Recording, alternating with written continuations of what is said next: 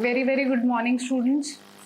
आप लोग का बहुत बहुत स्वागत है HP स्टडीज़ यूट्यूब चैनल पर। जल्दी से ऑनलाइन आ जाइए और साथ में शेयर भी कर दीजिए और लाइक भी कर दीजिए ताकि हम लोग अपना सेशन स्टार्ट कर सके। आज का 20 बेस्ट क्वेश्चंस जो हमारे HP के एग्जाम्स में आ सकते हैं।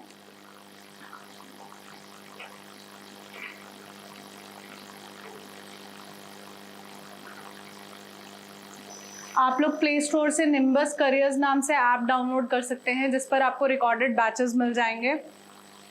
यहाँ पर रिकॉर्डेड बैचेस अवेलेबल हैं HP पुलिस सब इंस्पेक्टर के और कुछ डिस्काउंट भी चल रहा है, आप लोग चेकआउट कर लीजिएगा। प्लस HP JBT का भी रिकॉर्डेड कोर्स है और हिमाचल प्रदेश पटवारी का भी, तो इनको आप डाउनलोड कर सकते हैं। आप इनको निम्बस करियर्स नाम से ऐप है उस वहाँ से, जहाँ पर आपको हर किसी के रिकॉर्डेड बैचेस मिल जाएंगे और डिस्काउंट भी चल रहा है, तो आप लोग चेकआउट कर लीजिएगा। तो आज का सेशन हम लोग स्टार्ट करते हैं। तो आपका पहला क्वेश्चन देख लीजिए, which among these is not correct about laser printer? इनमें से कौन सी स्टेटमेंट करेक्ट नहीं है लेजर प्रिंटर के बारे में?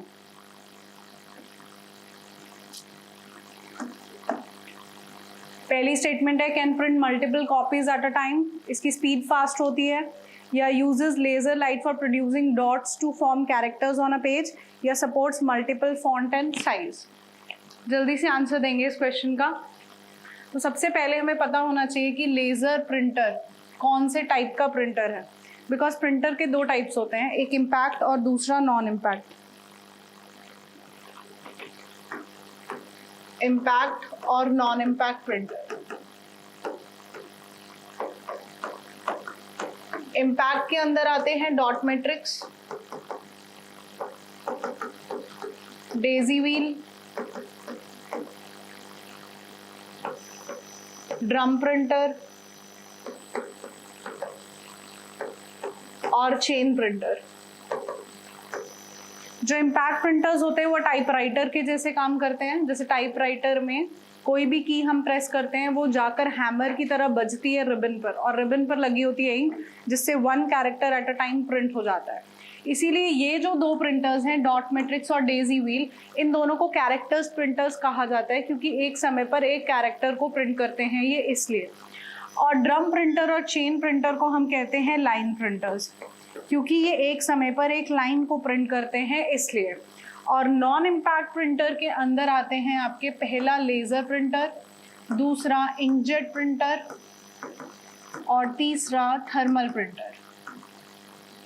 ठीक है, तो लेजर प्रिंटर आता है नॉन इम्पैक्ट प्रिंटर्स के अंदर, और जो मॉडर्न प्रिंटर्स हैं उन्हें हम लोग नॉन इम्पैक्ट प्रिंटर्स कहते हैं, जो आज की डेट में हम इस्तेमाल करते हैं। तो इसमें कौन सी स्टेटमेंट सही नहीं है लेजर प्रिंटर के बारे में?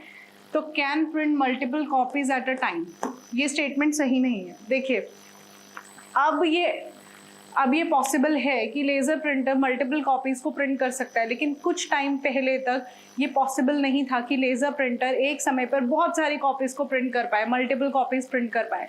बाकी सारी स्टेटमेंट ट्रू है लेजर प्रिंटर को लेकर। पहली स्टेटमेंट, इसकी स्पीड फास्ट है। दूसरा, it uses laser light for producing dots to form characters on a page, और ये सपोर्ट करता है मल्टीपल फॉन्ट एंड साइज को। चलिए हम नेक्स्ट क्वेश्चन की तरफ चलते हैं।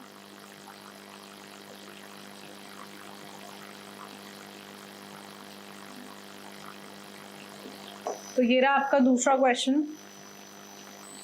VGA connectors are those which connect the monitor to a computer's video card and has dash holes।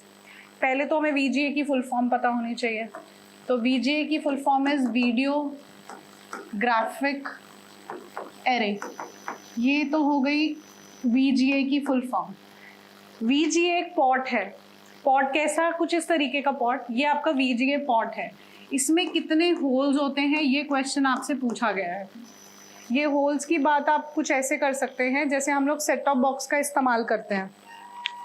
Set top box का इस्तेमाल करते हैं तो उसके पीछे आपने रेड, ब्लू, ग्रीन कलर के होल्स देखे होंगे। इस तरीके के हम होल्स की बात कर रहे हैं। और इसका VGA का काम क्या होता है? जैसे आपके पास फ्लैट मॉनिटर स्क्रीन्स होती है, फ्लैट मॉनिटर स्क्रीन्स यानी जैसे LCD। LCD में हम लोगों के पास पिक्चर क्वालिटी अच्छी नहीं आती है, तो अगर हमको अच्छी पिक्चर क्वालिटी चाहिए तो हम VGA के साथ कनेक्ट कर सकते हैं। VGA is a pot. VGA pot connect करने से क्या होगा कि flat panel LCD monitor video graphic card से कनेक्ट हो जाएगा, जिससे हमारी पिक्चर की क्वालिटी इंक्रीज हो जाएगी। ठीक है, तो अब क्वेश्चन ये था कि VGA पॉट के अंदर होल्स कितने होते हैं, तो VGA पॉट के अंदर 15 होल्स होते हैं।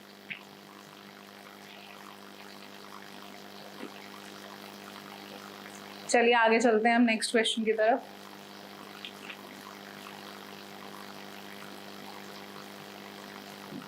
ये लीजिए नेक्स्ट क्वेश्चन। ये क्वेश्चन है आपका ट्रोजन हॉर्स के बारे में, ट्रोजन हॉर्स के बारे में। ठीक है, तो कौन सी स्टेटमेंट इनकरेक्ट है ये बताना है। तो पहली स्टेटमेंट है ट्रोजन सेल्फ रेप्लिकेटिंग। ट्रोजन होता क्या है? Trojan horse is a malware, यानी वायरस का टाइप नहीं है, मालवेयर का टाइप है। लेकिन जैसे वायरस है वैसे ही ट्रोजन हॉर्स है, क्योंकि वायरस मालवेयर का टाइप होता है, इसीलिए मैंने नहीं कहा टाइप्स ऑफ वायरस के अंदर आता है। ठीक है, मालवेयर का वन ऑफ द टाइप है ट्रोजन हॉर्स। देखो, ट्रोजन हॉर्स 2 कंट्रीज के बीच में लड़ाई हुई थी, तो उसमें एक कंट्री के जो वॉरियर्स थे, सैनिक थे, वो लकड़ी के घोड़े में छुपकर आए थे। उस घोड़े का नाम ट्रोजन हॉर्स था, और ये भी कुछ छुपकर ही अटैक करता है। ये हमें ऐसा बताता है कि हमारे लिए यूज़फुल फाइल है, लेकिन एक्चुअल में यूज़फुल नहीं होती है, और हम यूज़फुल समझ के उसको क्लिक कर देते हैं। जैसे अगर हमें पता हो कि ये फाइल ट्रोजन हॉर्स है या ये फाइल वायरस है, तो हम डेफिनेटली उसको क्लिक नहीं करेंगे। लेकिन ये हमें ऐसा दिखाता है कि ये हमारे लिए बहुत ज़रूरी है, ये इम्पॉर्टेंट फाइल है, और ये समझ के हम इसको क्लिक कर देते हैं, और क्लिक करते ही अपना काम शुरू कर देता है। या तो ये फाइल को इन्फेक्ट करता है या पीसी को पूरी तरीके से बंद कर देता है। ये काम है आपका ट्रोजन हॉर्स का। प्लस एक काम और है, ये बैकडोर्स ओपन करता है, यानी पीछे के कुछ दरवाजे ओपन कर देता है। फॉर एन एग्जाम्पल, मेरे पीसी के अंदर या लैपटॉप के अंदर ट्रोजन हॉर्स ने एंट्री कर ली है। अब वो क्या करेगा? खुद का तो काम करना है उसने, जो डिस्ट्रक्शन है, या तो फाइल को खराब करेगा या हार्ड डिस्क को करप्ट करेगा, ये काम तो करेगा। प्लस एक दरवाज़ा और खोल दिया, क्योंकि हमारे पीसी में या हमारे फ़ोन में डेफिनेटली इंटरनेट चलेगा ही चलेगा, ऑनलाइन तो हम जाएंगे, और ऑनलाइन में बहुत सारे टाइप के वायरसेस पड़े हैं। तो उसने एक दरवाज़ा खोल दिया कि ईजिली कोई भी एंटर कर सकता है हमारे पीसी के अंदर। ये काम है आपका ट्रोजन हॉर्स का। तो कौन सी स्टेटमेंट इनकरेक्ट है इसमें? पहली दे रखी है ट्रोजन इज सेल्फ रेप्लिकेटिंग। देखिए, सेल्फ रेप्लिकेटिंग का क्या मतलब होता है? इट मल्टीप्लाइज इटसेल्फ, यानी एक एंटर होता है और खुद को अपने आप को नंबर ऑफ टाइम मल्टीप्लाई कर लेता है। ये होता है सेल्फ रेप्लिकेटिंग का मतलब। सिर्फ अगर रेप्लिकेटिंग आए तो रेप्लिकेटिंग यानी उसको हमारी ज़रूरत है, हम उसके लिए होस्ट बनते हैं, हम उसको ट्रेवल करवाते हैं, क्योंकि वो अच्छी अच्छी चीज़ें बनकर बैठ रहा है।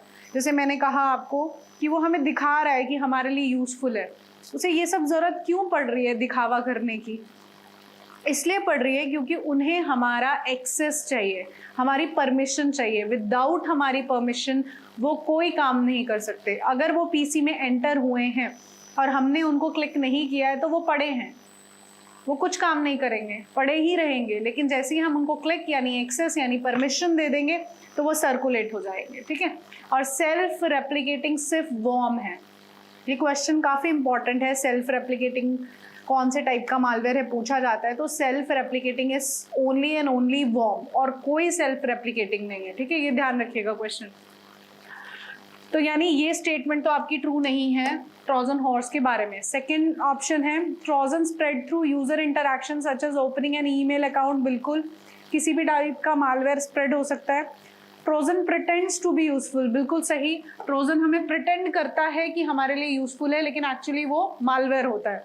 Some trojan create backdoors to give malicious user access to the system. Correct, backdoors open करता है अदर टाइप ऑफ वायरसेस के लिए भी और मैलिशियस यूजर्स के लिए भी। आई थिंक क्लियर होगा ये क्वेश्चन आप लोगों को। तो यानी इसमें सिर्फ फर्स्ट वाली स्टेटमेंट इनकरेक्ट थी, क्योंकि सेल्फ रेप्लिकेटिंग सिर्फ वॉर्म है बस। चलिए नेक्स्ट क्वेश्चन की तरफ बढ़ते हैं।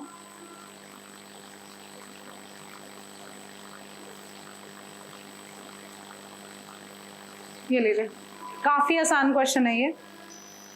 क्वेश्चन है which statement is false for secondary memory. Secondary memory के लिए कौन सी स्टेटमेंट फॉल्स है? पहली है it is also known as the backup memory, data is permanently stored even power is switched off, it is volatile memory, computer में run without the secondary memory. देखिए secondary memory के examples क्या है? तो secondary memory के example हैं hard disk, CD, DVD, pen drive, SD card, floppy disk, SSD. SSD की full form है सॉलिड स्टेट ड्राइव। तो ये सब हमारे एग्जाम्पल्स हैं सेकेंडरी मेमोरी डिवाइस के। और सेकेंडरी मेमोरी आपकी परमानेंट मेमोरी है और नॉन वॉलेटाइल मेमोरी है। नॉन वॉलेटाइल का मतलब होता है डेटा इरेज नहीं होगा ऑन इलेक्ट्रिसिटी ऑफ, ठीक है, that means non volatile. Volatile का क्या मतलब है? डेटा इरेज हो जाना इलेक्ट्रिसिटी ऑफ पर। तो यहाँ पर तीसरा ऑप्शन इज फॉल्स, क्योंकि secondary memory is non volatile memory, not volatile. काफी आसान क्वेश्चन था ये। आगे बढ़ते हैं, ये लीजिए next question. Which of the following statement is not correct about Quick Access Toolbar in MS Word 2010? Quick Access Toolbar आता कहाँ है? सबसे पहली बात तो Quick Access Toolbar आता है यहाँ ऊपर, देखिए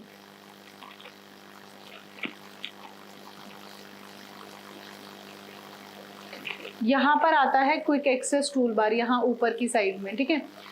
तो क्विक एक्सेस समझ में आता है कि कुछ ऐसे ऐसे इस तरीके से चीज़ें बनी हुई आती है उसमें, जैसे new, open, save, quick print, print preview and print, इन सब के ये बने हुए हैं। ये देखिए ये डायग्राम बने हुए दिख रहे हैं ना, ये आपके क्विक एक्सेस टूल बार है।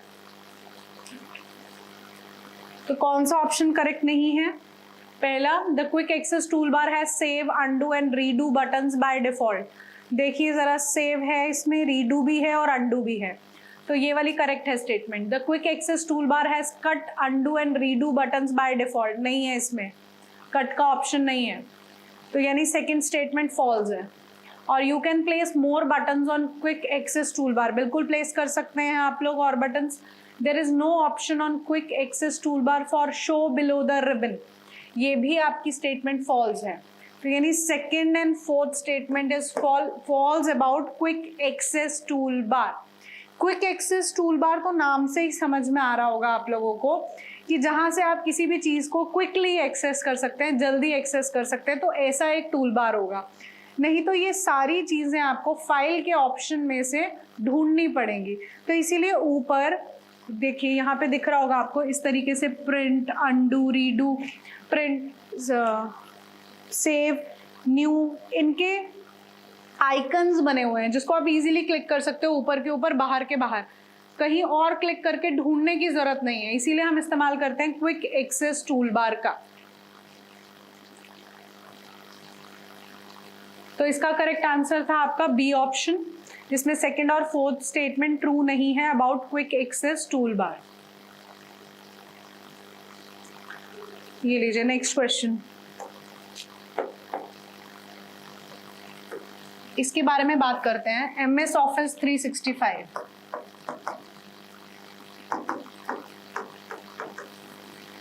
देखिए MS Office हम लोग बहुत सारे इस्तेमाल करते हैं वर्जन, जैसे 2019 भी है हमारे पास, 2010 भी है MS Office, 2007 भी है MS Office का वर्जन, 2003 भी है। ये जो MS Office के वर्जन्स हैं इनका सब्सक्रिप्शन नहीं लिया जा सकता। हम वैसे ये पेड होते हैं, वन टाइम हम परचेज करके लेकर आते हैं, लेकिन ये हमें फ्री में नहीं मिलते हैं।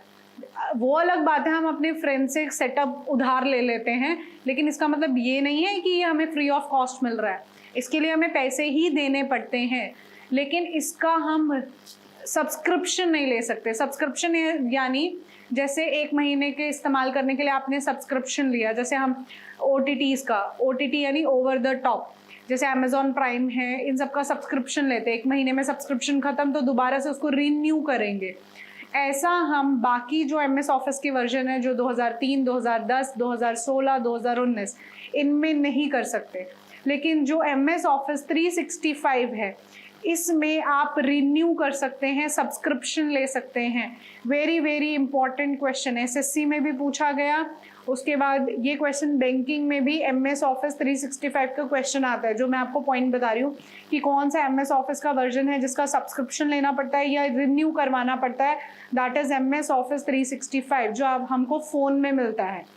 अब क्वेश्चन क्या है यहाँ पे, Which of the following is math and trigonometry functions available in MS Excel 365?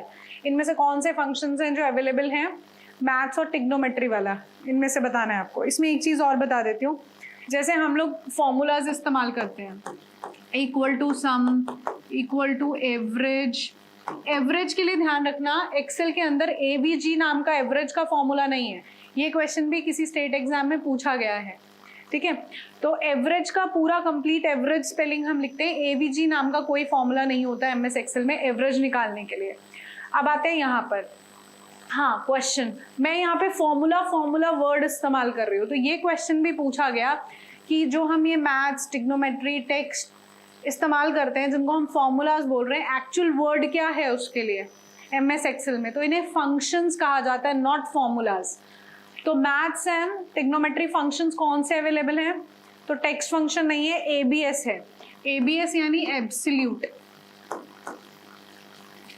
आप लिखते हैं ऐसे हैं, इक्वल टू ABS लिखा -7, तो ये आपको वैल्यू देगा 7, ये आपको वैल्यू देगा 7।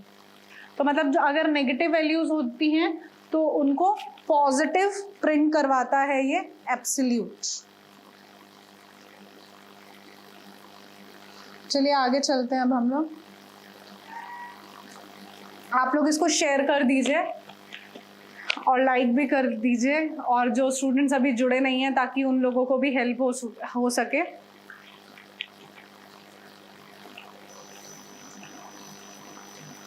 चलिए नेक्स्ट क्वेश्चन की तरफ बढ़ते हैं। नेक्स्ट क्वेश्चन है पिक्सल। आसान क्वेश्चन है। अब पिक्सल है, पिक्सल क्या होता है? देखिए पुराने टाइम पे हम लोग ऐसा देखते थे कि जो फोटोज हैं, जो टीवी में फोटोज दिख रही हैं, अगर केबल चला गया तो वहाँ पर ग्रे, वाइट और ब्लैक कलर की छोटी छोटी छोटी डॉट्स आती थी। इन्हीं डॉट्स को तो हम पिक्सल कहते हैं, और इन्हीं डॉट्स से आपकी एक पिक्चर बनती है। तो अगर हम बात करें कि एक पिक्चर की स्मॉलेस्ट यूनिट कौन सी है, तो एक पिक्चर की स्मॉलेस्ट यूनिट इज पिक्सल। अब बढ़ते हैं आगे क्वेश्चन की तरफ। A pixel is a computer program that drawn picture, a picture stored in secondary memory, the smallest visible part of picture. Third option is correct. Pixel क्या है? Smallest unit of a picture. इसमें resolution की भी definition कर लेते हैं। फिर resolution क्या होता है? ये होते हैं number of pixels in horizontal axis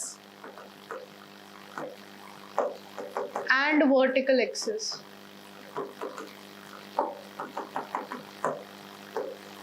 यानी x एक्सिस और y एक्सिस में कितने ये नंबर ऑफ पिक्सल्स हैं, इन्हें कहा जाता है रेजोल्यूशन। और एक स्क्रीन को, कोई भी मॉनिटर स्क्रीन है, चाहे LCD है चाहे LED है, तो उसको हम मेजर कैसे करते हैं? कंप्यूटर की स्क्रीन है, अगर मैंने कहा मैं 32 इंच का LED लेकर आई हूँ, तो 32 इंच ना तो वो लेंथ वाइज है, ना ब्रेड्थ वाइज है, ना ही वो हाइट में है, वो डायगोनली 32 इंच है। तो हम कोई भी स्क्रीन है, मॉनिटर स्क्रीन, उसको नापते हैं डायगोनली। चलिए आगे चलते हैं नेक्स्ट क्वेश्चन की तरफ। Next question, the device which convert a physical image into a digital one is called. काफी आसान क्वेश्चन है। फिजिकल इमेज को डिजिटल में बदल रहा है, कौन बदलता है? स्कैनर, इमेज कन्वर्टर, प्रिंटर या रिकॉर्डर? बहुत आसान क्वेश्चन। तो करेक्ट आंसर है स्कैनर। और स्कैनर आपका इनपुट डिवाइस भी है जो हार्ड कॉपी को सॉफ्ट कॉपी में बदलता है। ये भी क्वेश्चन है कि कौन सा इनपुट डिवाइस है जो हार्ड कॉपी को सॉफ्ट कॉपी में बदलता है, तो वो हो गया स्कैनर।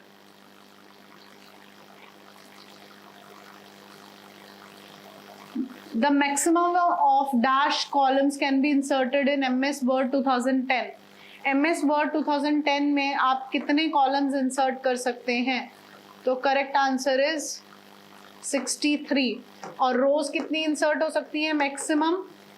तो अनलिमिटेड रोज इंसर्ट की जा सकती हैं MS वर्ड के अंदर, क्योंकि कॉलम्स तो ऐसे होंगे ना, विड्थ में, चौड़ाई में होंगे, तो इसीलिए मैक्सिमम है 63। और जितने पेजेस इंसर्ट करते चले जाओगे उतनी रोज बनाते चले जाओगे। Minimum row is 1 and minimum column is 1। ये भी क्वेश्चन पूछा गया है किसी एक स्टेट एग्जाम में कि MS वर्ड के अंदर अगर आपको एक टेबल इंसर्ट करना है तो मिनिमम रोज एंड कॉलम्स कितने होने चाहिए? तो 1 रो एंड 1 कॉलम होना चाहिए, जिससे एक टेबल इंसर्ट हो जाता है।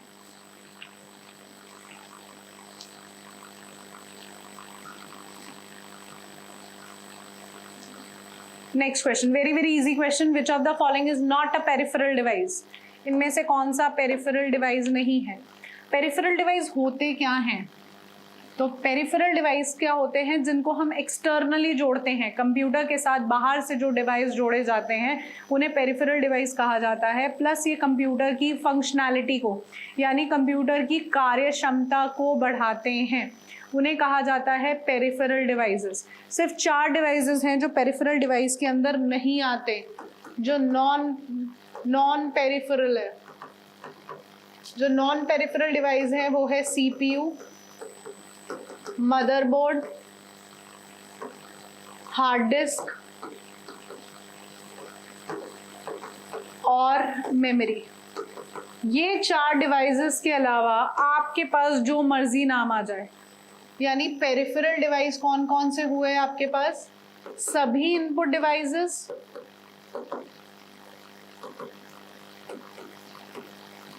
सभी आउटपुट डिवाइसेस और सभी स्टोरेज डिवाइसेस।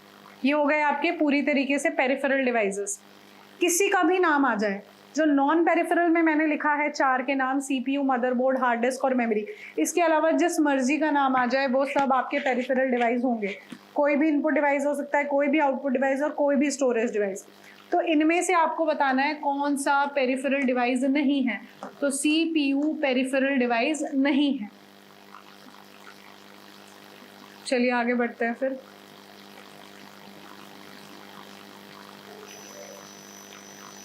लीजिए, USB supports a data speed of. पहले तो USB की फुल फॉर्म, क्वेश्चन आसान है। USB की फुल फॉर्म यूनिवर्सल सीरियल बस, ये हो गई USB की फुल फॉर्म। तो भाई कितना डाटा स्पीड को सपोर्ट करती है? तो 20 Mbps। ये आपका सही आंसर इसका।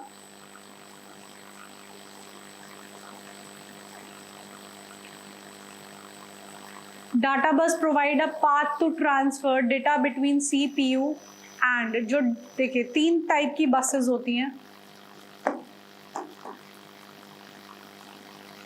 3 टाइप की बसेस हैं। पहली है एड्रेस बस, दूसरी है डेटा बस, तीसरी है कंट्रोल बस। जो एड्रेस बस है वो यूनिडायरेक्शनल है, यानी सिर्फ एक डायरेक्शन में काम करेगी। ये जो बस की हम बात कर रहे हैं, बस क्या है? जो हम नॉर्मली बसेस इस्तेमाल करते हैं, चाहे हम हरियाणा रोडवेज इस्तेमाल करें या हिमाचल प्रदेश रोडवेज इस्तेमाल करें या चंडीगढ़ रोडवेज इस्तेमाल करें, तो बस कर क्या रही है? हमें ट्रेवल करवा रही है एक जगह से दूसरी जगह, ठीक है ना? तो इसी तरीके से यहाँ पर 3 टाइप की बसेस हैं। ये बसेस किन किन चीज़ों को ट्रेवल करवाती है? तो एड्रेस बस नाम से क्लियर होता है कि ये एड्रेसेस को ट्रेवल करवाएगी, और डेटा बस किसको ट्रेवल करवाएगी? डेटा को। और कंट्रोल बस किसको ट्रेवल करवाएगी? कंट्रोल सिग्नल्स को ट्रेवल करवाएगी, ठीक है? यहाँ पर बात याद करने वाली है, ये कौन यूनिडायरेक्शनल है और कौन बाय डायरेक्शनल है। यूनिडायरेक्शनल यानी सिर्फ एक जगह से दूसरी जगह तक चीज़ जाएगी, वहाँ से वापस नहीं आएगी। तो एड्रेसेस में यही बात है। एड्रेस बस क्या करती है? पेरिफेरल डिवाइसेस से CPU तक, यानी प्रोसेसर तक एड्रेस को पहुंचाती है। वो हो गया आपका यूनिडायरेक्शनल, 1 डायरेक्शन में काम करती है। डेटा बस क्या करता है, डेटा को ट्रांसफर करता है, लेकिन कहाँ से कहाँ तक, between CPU and memory, CPU और मेमोरी के बीच में डेटा को ट्रेवल करवाता है। और डेटा बस आपका बाई डायरेक्शनल है, तो यानी दोनों डायरेक्शन में काम करेगा। और कंट्रोल बस भी बाई डायरेक्शनल है, तो यानी जो कंट्रोल सिग्नल्स ट्रेवल होंगे वो भी दोनों डायरेक्शंस में ट्रेवल होंगे। तो टाइप्स ऑफ बसेस आपकी 3 टाइप की हैं, एड्रेस बस, डाटा बस, control bus. Address bus is unidirectional और पेरिफेरल डिवाइस से सीपीयू यानी प्रोसेसर तक एड्रेस को पहुंचाती है। डाटा बस क्या करती है, सीपीयू और मेमोरी के बीच में डाटा को ट्रेवल करवाती है और ये बाय डायरेक्शनल है। और कंट्रोल बस भी बाय डायरेक्शनल है और कंट्रोल सिग्नल्स को ट्रेवल करवाती है। Very easy question. Next question देखिए, computer presently come with a clock speed of more than, computer की प्रेजेंटली क्लॉक स्पीड कितनी होती है, तो answer is 1 gigahertz. Very very important question, बहुत सारे कॉम्पिटिटिव एग्जाम्स में क्वेश्चन है ये। कंप्यूटर की क्लॉक स्पीड कितनी होती है नाउअडेज, आज के डेट में। बैंकिंग में भी ऐसा क्वेश्चन पूछा गया था, लेकिन उसका आंसर हर्ट्ज था। देखो यूनिट क्या है क्लॉक स्पीड मेजर करने की, तो हर्ट्ज में भी मेजर कर सकते हैं, मेगा हर्ट्ज में भी और गीगा हर्ट्ज में भी। लेकिन आज की डेट में जिसमें हम क्लॉक स्पीड कंप्यूटर की मेजर कर रहे हैं, that unit is giga hertz. ठीक है, हर्ट्ज भी आंसर सही है, मेगा हर्ट्ज भी और गीगा हर्ट्ज भी, लेकिन आज की डेट में किस में इस्तेमाल किया जा रहा है, तो गीगा हर्ट्ज में। तो करेक्ट आंसर इस क्वेश्चन का है 1 गीगा हर्ट्ज।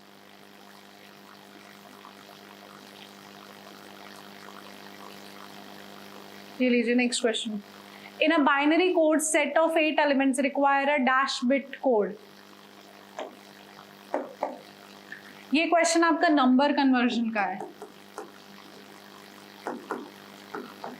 क्वेश्चन क्या पूछा गया कि in a binary code set of 8 elements. जब हम सेट ऑफ 8 एलिमेंट्स की बात कर रहे हैं, कंप्यूटर में नंबर के 4 टाइप है, एक तो है बाइनरी, दूसरा है डेसिमल, तीसरा है ऑक्टल और चौथा है हेक्साडेसिमल। ये 4 टाइप के नंबर हैं।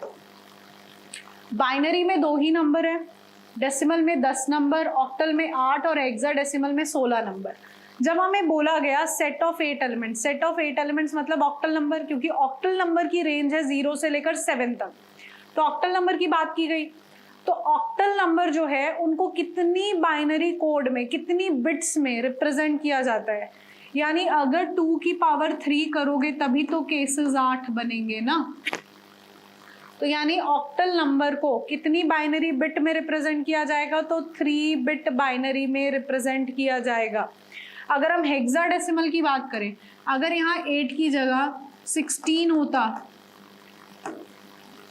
होता यानी हेक्साडेसिमल, क्योंकि हेक्साडेसिमल में टोटल 16 एलिमेंट्स होते हैं, तो उनको कितनी बाइनरी बिट में रिप्रेजेंट किया जाएगा, तो अगर 2 की पावर 4 करोगे तभी तो 16 केसेस बनेंगे ना। तो यानी हेक्साडेसिमल को कितनी बाइनरी बिट में रिप्रेजेंट किया जाएगा, 4 में, और ऑक्टल नंबर को तो 3 में। तो करेक्ट आंसर बनता है 3 बिट। अगर आप लोगों ने नंबर कन्वर्जन टॉपिक किया हुआ है तो ये टाइप आपको समझ में आया होगा, क्योंकि जब हमें बाइनरी से ऑक्टल में बदलना होता है, कन्वर्जन करना होता है, तब हम राइट हैंड साइड से चलकर 3-3 बिट की पेयरिंग करते हैं। ठीक है, और हेक्साडेसिमल में अगर बाइनरी टू हेक्सा में करना होता है तो 4-4 बिट की पेयरिंग करते हैं। ये सारे टॉपिक्स आप लोग को रिकॉर्डेड बैचेस में रिकॉर्डेड बैचेस जो हैं अवेलेबल आपके निम्बस करियर्स ऐप पे, वहाँ मिल जाएंगे। ये टॉपिक्स उसमें हैं, उनकी रिकॉर्डेड वीडियोस अवेलेबल हैं। चलिए आगे चलते हैं।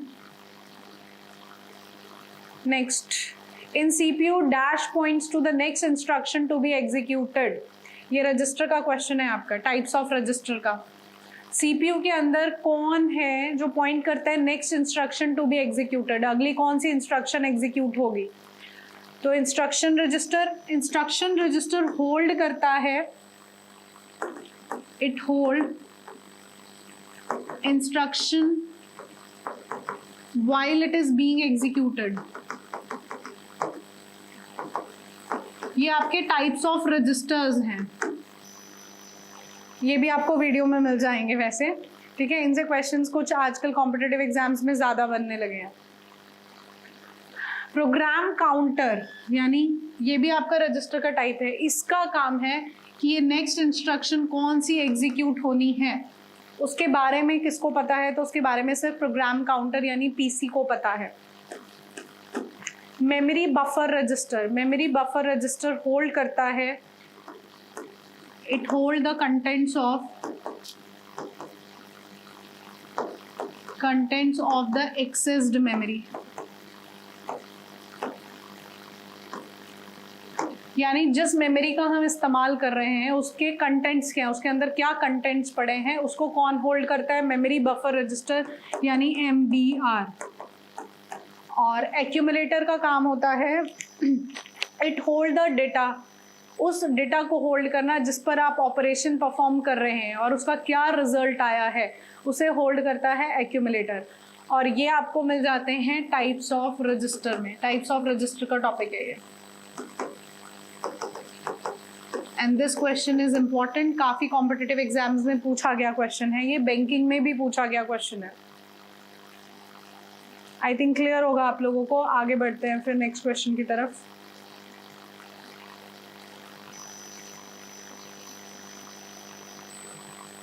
ऐसे मत सोचिएगा कि हमारे पास बड़े इजी क्वेश्चन आने हैं, कंप्यूटर में 10 क्वेश्चन आते हैं हिमाचल HP के एग्जाम्स में, तो ऐसा नहीं है कि बड़े इजी लेवल बड़ा आसान रहता है। तो आज की डेट में कंप्यूटर इज़ वेरी इम्पॉर्टेंट, इसीलिए थोड़ा सा डिफ़िकल्ट हो गए हैं इनके क्वेश्चंस, तो तैयारी करनी बहुत ज़रूरी है, सिर्फ हम फंडामेंटल पढ़कर नहीं रह सकते हैं। चलिए नेक्स्ट क्वेश्चन देखिए। Next question is what is the maximum number of lines you can set for a drop cap. Drop cap होता क्या है, तो दिस इज ड्रॉप कैप, ये होता है ड्रॉप कैप। और ये चीज़ आप लोगों ने देखी होगी न्यूज़पेपर्स में या स्टोरी बुक्स में, कुछ इस तरीके से लिखा होता है। तो यहाँ क्वेश्चन ये है कि ये कितनी लाइंस हो सकती है मैक्सिमम, तो मैक्सिमम ये लाइंस होती हैं 10 और बाय डिफ़ॉल्ट होती हैं 3 lines, by default 3 lines and maximum is 10 line. तो करेक्ट आंसर हो जाता है 10।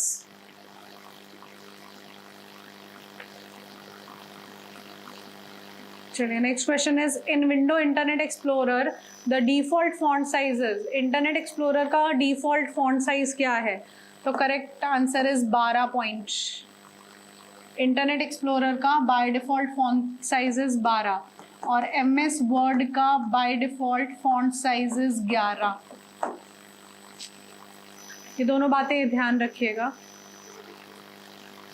और मिनिमम रहता है 8 और मैक्सिमम रहता है 72, जिसको हम कस्टमाइज कर सकते हैं 1638 तक।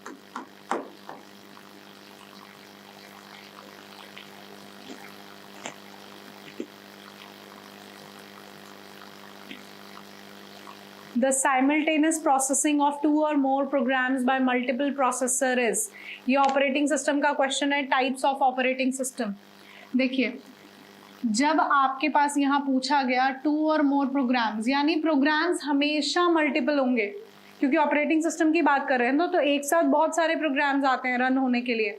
लेकिन CPU की अवेलेबिलिटी कितनी है, CPU यानी प्रोसेसर, जब आपके पास एक प्रोसेसर है और प्रोग्राम्स बहुत सारे हैं तो यानी मल्टी प्रोग्रामिंग। मल्टी प्रोग्रामिंग में क्या है, एक CPU लेकिन प्रोग्राम बहुत सारे। लेकिन इसमें CPU की यूटिलाइजेशन बेस्ट है, क्योंकि जब तक लाइन लगी रहेगी तब तक CPU आपका खाली कभी बैठेगा ही नहीं। जैसे कोई एक टिकट काउंटर खुला है और लोग खड़े हैं एक लाइन में टिकट कटवाने के लिए, तो जब तक वो लाइन खत्म नहीं होगी तब तक आपका टिकट काउंटर वाला बंदा फ्री नहीं होगा। इसीलिए CPU की यूटिलाइजेशन सबसे प्रॉपर मल्टी प्रोग्रामिंग में होती है। और मल्टी प्रोग्रामिंग की डेफिनेशन क्या है, 1 CPU यानी 1 प्रोसेसर बट मल्टीपल प्रोग्राम्स। लेकिन यहाँ पूछा गया है मल्टीपल प्रोग्राम्स भी हैं और मल्टीपल प्रोसेसर भी हैं, तो correct answer is multi processing, जिसमें एक से ज़्यादा CPU यानी प्रोसेसर हैं, क्योंकि प्रोग्राम्स तो होने ही मल्टीपल्स हैं। चलिए फिर नेक्स्ट क्वेश्चन की तरफ बढ़ते हैं। कन्वर्ट द बाइनरी नंबर, ठीक है, लीजिए नंबर कन्वर्जन का क्वेश्चन है ये। यानी बेस 2 का नंबर दे रखा है 1011010, हमको बदलना है बेस 2 से बेस 16। अभी मैं आप लोगों को बता रही थी, एक क्वेश्चन था इसमें, तो यहीं क्लियर हो जाएगा किस तरीके से चेंज किया जाता है। तो बेस 2 से बेस 16 में बदलने के लिए हम लोग सबसे पहले राइट हैंड साइड से चलते हैं और 4-4 बिट का पेयर बनाते हैं। लेकिन यहाँ पे 4 बिट पूरे नहीं, अगर देखो तो ये 3 बिट है, तो हम क्या करेंगे, एक 0 खुद से ऐड ऑन करेंगे, क्योंकि किसी भी नंबर के आगे अगर हम 0 लगाते हैं तो उस नंबर को कोई फर्क नहीं पड़ता है, ठीक है। तो इसीलिए हमने खुद से एक 0 ऐड ऑन कर दिया और फॉर्मूला लगाया जाता है 1248। अगर आप लोगों को ये टॉपिक आता है तो बहुत अच्छी बात है, और अगर ये टॉपिक नहीं आता है तो आप लोग निम्बस करियर्स पर चेकआउट कर सकते हैं, इस टॉपिक की रिकॉर्डेड वीडियो आपको मिल जाएगी। ओके, चलिए, तो 1248 लिखा। अब जिस जिस के नीचे 1 है उनको हम ऐड कर लेंगे। तो 8 के नीचे 1 है और 2 के नीचे 1 है, तो यानी ये बना 10 और ये बना 1248, 4 और 1 के नीचे यानी 5। और हेक्साडेसिमल नंबर में, हेक्साडेसिमल जो नंबर्स होते हैं उसमें 0 to 9 तो नंबर होते हैं, लेकिन 10 to 15 को हम डिनोट करते हैं अल्फाबेट्स में, यानी A to F। इस बात का ये मतलब है, अगर 10 रिजल्ट आएगा तो मैं A लिखूंगी, अगर 11 रिजल्ट आएगा तो B, ऐसे ही अप टू 15। 10 से लेके 15 को बदला जाता है अल्फाबेट्स में, यानी A to F। तो हेक्साडेसिमल की रेंज क्या है, 0 to 9 नंबर्स, एंड 10 to 15 को हम कन्वर्ट कर देते हैं अल्फाबेट्स में, जो है A to F। तो यहाँ पे करेक्ट आंसर क्या बनेगा, 5 और 10 को हम बदलेंगे अल्फाबेट में, 10 यानी A, तो 5A बनेगा इसका आंसर, जो है B ऑप्शन। जिन लोगों को ये टॉपिक नहीं आता उन लोगों को मुश्किल होगा ये क्वेश्चन समझना, ठीक है। जिनको नंबर कन्वर्जन आता है वो लोग इजीली सॉल्व कर लेंगे ये टाइप, क्योंकि यहाँ पे 12 टाइप की कन्वर्जन्स हैं। चलिए नेक्स्ट क्वेश्चन की तरफ चलते हैं। ये लीजिए, in a binary to octal number system conversion what is the octal equivalent of the binary number, ठीक है। तो यानी दोबारा से हमारे पास नंबर जो है वो बाइनरी है, लेकिन इस बाइनरी को हमें बेस 8 में बदलना है। पहले हमने बेस 2 को 16 में बदला है, अब 8 में बदलना है। तो बेस 2 को बेस 8 में बदलने के लिए हम 3-3 की पेयरिंग करते हैं। ये देखिए यहाँ पर एक 1 बच गया, तो 3 बिट तो है नहीं, तो क्या करेंगे, खुद से 2 0 ऐड ऑन करेंगे, तो कर लिए, और ये 3 बिट पूरे हो गए। और फॉर्मूला क्या लगाएंगे, 1 2 4। जैसे जैसे बिट्स बढ़ते हैं फॉर्मूला बढ़ता है, 1 2 4, 4 बिट था तो 1 2 4 8 16 32 64 कुछ ऐसे। तो यहाँ पे हम लगाएंगे 1 2 4, क्योंकि 3 बिट है, और जिस जिसके नीचे 1 है वो लिख लीजिए। तो ये बना 2, ये बना 4 और 1 के नीचे यानी 5, ये सिर्फ 1 के नीचे यानी 1, तो आंसर बना 1 5 2। तो correct answer is C option.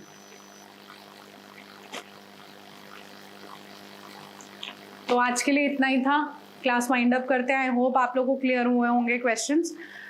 बाकी आप लोग रिकॉर्डेड बैचेस ले सकते हैं, डिस्काउंट चल ही रहा है, तो आप लोग देख लीजिएगा वहाँ से। तो आज के लिए सेशन इतना ही था। Thank you so much.